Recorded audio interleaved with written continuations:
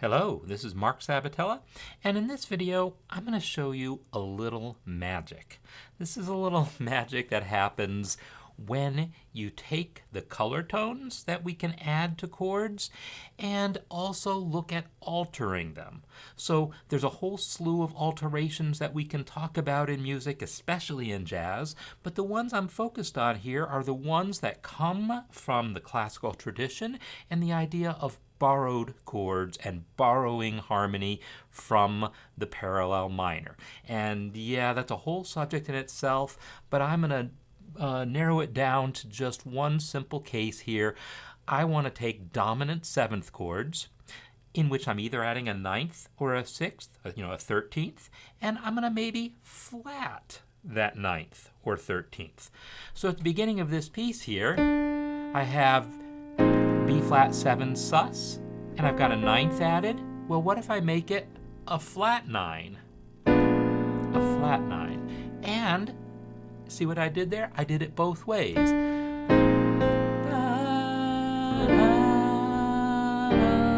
create that lovely little alto line in there. I'm just going to do that everywhere I have a dominant seventh resolving down a fifth, whether it's the actual 5 chord in the key or if it's a secondary dominant. So let me go on. Here I have the ninth on that E flat chord and then the flat 9. Yeah?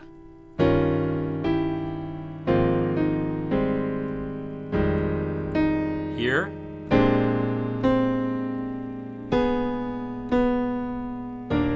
again, right? Here I get to do it with the 13th going down to the flat 13th. And now, again, I get to have that ninth going down to the flat ninth. It's such a nice line. And again, that note going to that note. And I'll skip this one because the inversion doesn't make me want to color it too much. And the same here. I'm not going to color this one because of the inversion. Now, here is the real magic. Notice the color tone that I've added to this G7. It's the 13th. All right, how about if I play that note and then flat the 13th, yes? And now over the C7, ninth, and then flat that. That creates this nice line. That 13th down to the flat 13th, down to the ninth of the next chord, down to the flat ninth. That's because we got 2 dominant sevenths in a row. The next measure's got the same, and I can do the same thing. 13th, flat 13th, ninth, flat ninth. It's such a nice line, that 13, flat 13, and then when the dominant seventh goes down a fifth, 9 to flat 9. So I said it was going to be magic. Listen to this with the melody. I'm going to start the pickups to it.